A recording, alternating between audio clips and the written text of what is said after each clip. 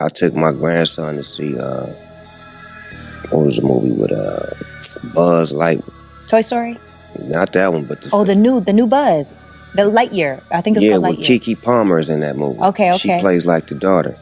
So we watching it, and the lady, which is Kiki's mama, they move on into the space years. They move down the line. They're like, man, she had a baby with a woman.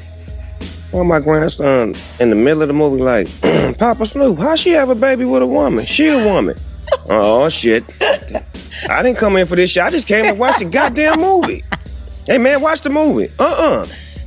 They just said she had a baby. They both women's. How did she have a baby?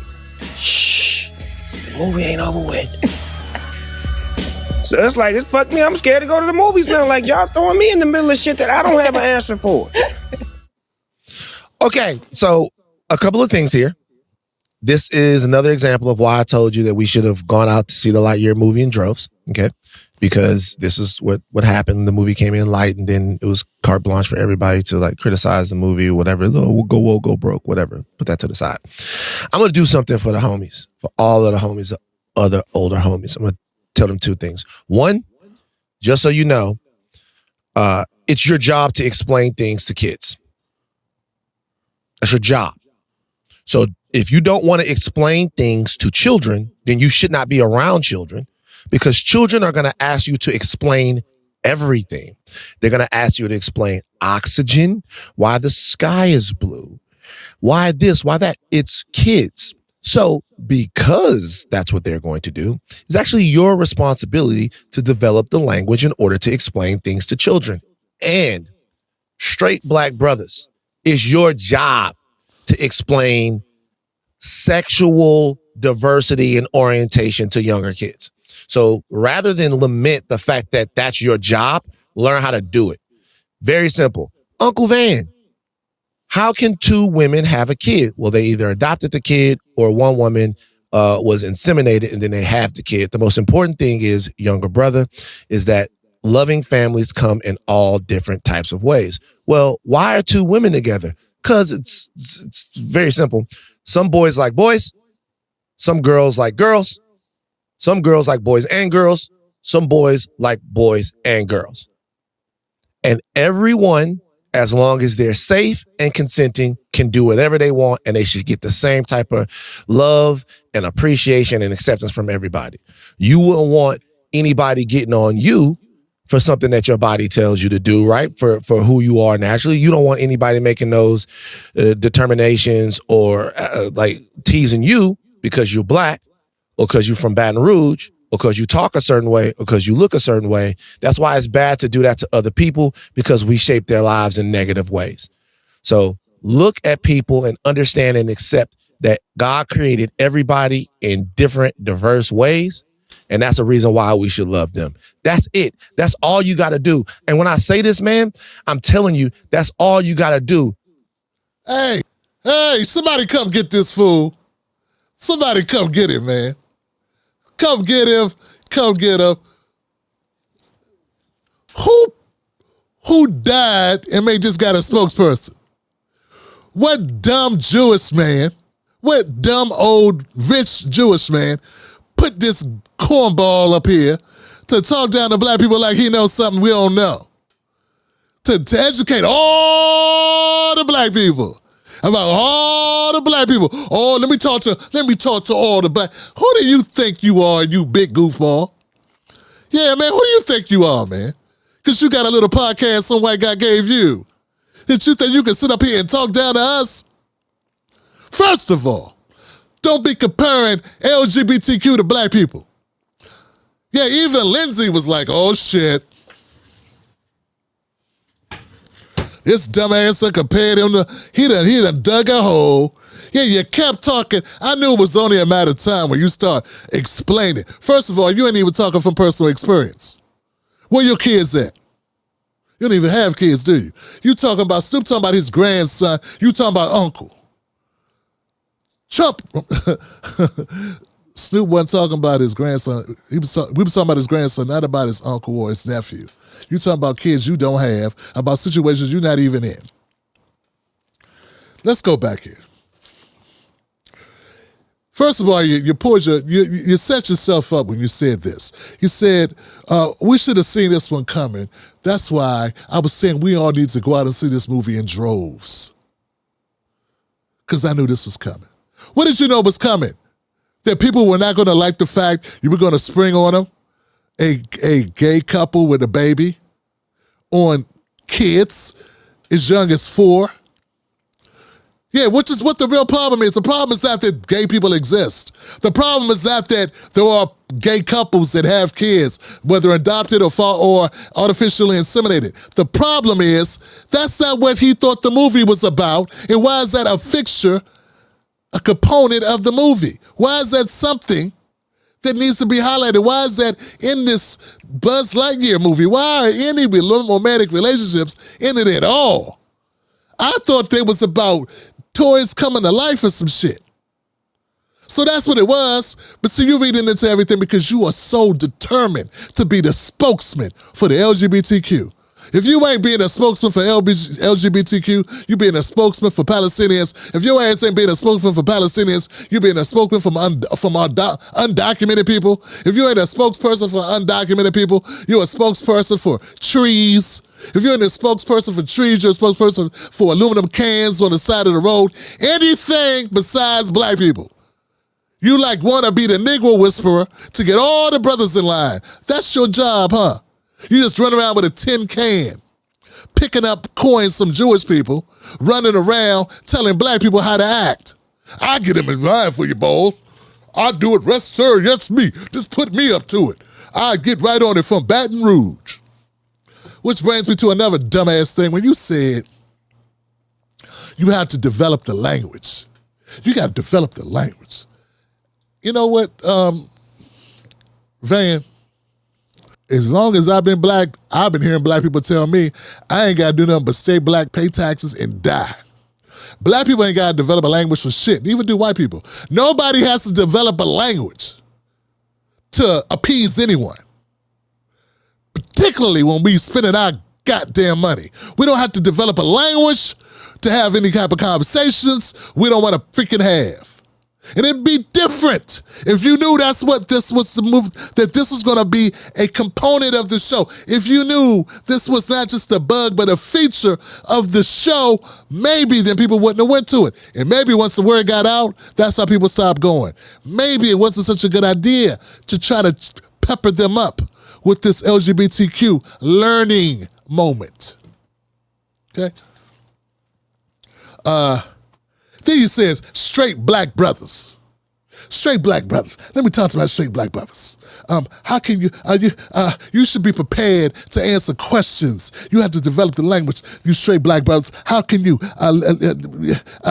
you have to, loving families. Come in all shapes and sizes. When did you die and come back, Romper Room? When did you die and come back, Mr. Rogers?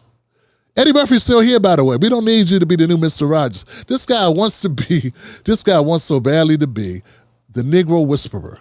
The guy that gets us all in check. The guy that educates us. But unfortunately, he's not good at words. He's not good at putting together his own thoughts. You're flailing in the water talking about, how would you like it if people judge you because you was different? What if they judge you because you was black or from Baton Rouge? Last time I checked, you could just move from Baton Rouge. You know, no one's against you being gay, straight, trans. That's you. Do you enjoy it, boo-boo? The whole point I got from Snoop's very short. And this is how I know a bunch of y'all are nothing but operatives. I watched that entire broadcast, the entire podcast. The part about the trans, the gay, whatever, That was like 90 seconds. It was like a minute. It was 50-something seconds long. This was almost a 2-hour podcast. And it was about families and dating. He talked about his wife. He talked about his grandkids. He talked about being a good husband. He talked about being supportive for his wife. He talked about how lucky he was marrying her. He talked about when he knew it was her, she was the right one. He talked about letting friends go and switching his life up. He talked about a number of things that were very fucking positive, man. Very extremely positive. And all you and all the corny black whisperers, all the Democrat, liberal, progressive fake shields did was zero in on this. And you know why? We all know why you're going after Snoop. You're going after Snoop because he did the crypto thing with Trump. That's why you're going after Snoop, because you got to control him, because he's the most recognizable, most popular, most crossover, most wildest mass appeal, right? To quote Guru, he has the mass appeal of any recording artist in the country. That's why. People love Snoop, white, black, Asian, Latino, American, Australian, Sweden, African, what you throw it against anybody. He's known the globe over. He can go anywhere. So you want so badly to control him, and since you cannot easily corral him, since he's determined to be his own person and speak his mind, y'all liberals are not like that. And as I was telling y'all earlier, guys, being an independent like I am, not being a Democrat or Republican, I could rock with the conservatives and disagree with them. I could say, hey, I like you guys. I believe that I like the fact that you guys support Second Amendment rights to carry firearms. I agree with that. But I like also the idea everyone should have health coverage. And the right won't cancel me for that. But you guys aren't the same way. You're willing to cancel Snoop over a movie. Not something he did to someone. Not because he said, I ain't hiring no gay people. Get away from me, gay people. Oh, you're contaminating my kids. Get the hell away from me, gay people. He can do that, you know. He has a lot of people that he employs. You ain't talking about that. You're talking about his opinion about a movie that he had his grandson in. He didn't even say the movie wasn't good. He didn't even shit on the movie. He just said, I wasn't ready for what I had to deal with at that moment. I'm just here watching the movie. I didn't know I was had to answer questions too, solve problems. But see, you guys are so vindictive. You're so controlling. Van, you're not a white man. You're a black man. And as a black man, you should understand that you are not in control of what other black people think. You know, it's usually the white liberals that think they could tell black people how to act, what to feel, what to do. Pick that up, Negro. Bring that over here. Put that over there, Negro. Sit that down. Be a good Negro. Do that over there. Usually it's white people that's, presumptive, entitled assholes. It takes a lot of doing. It takes a lot of doing for basically an average intelligence having nigga from Baton Rouge to get up on a microphone and tell black men, grown-ass black men with kids, you said, let me tell my older black brothers something, let me educate them.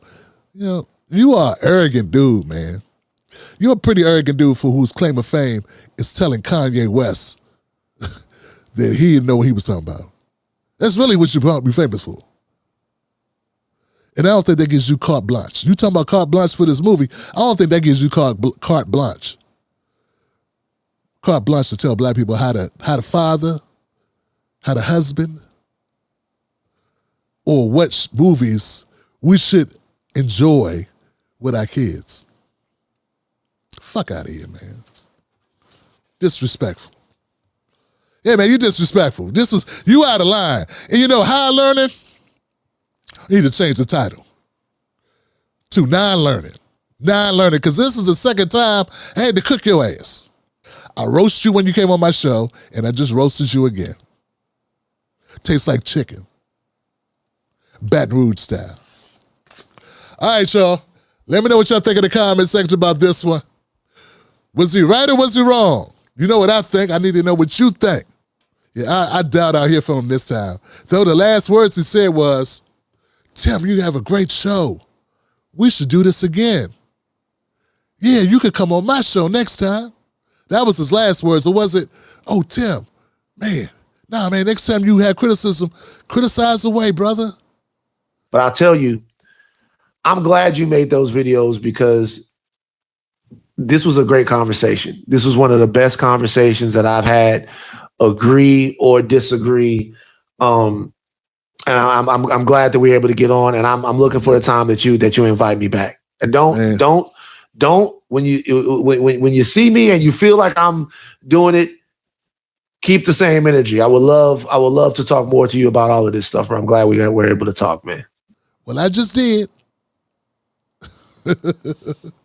Hey, look, man. Hey, man, we don't mean no harm. We got to call it like we see it. The Tim Black Show streams Sundays, Mondays, Wednesdays, and Fridays, 10:30 p.m. Eastern Standard Time. Wolfpack.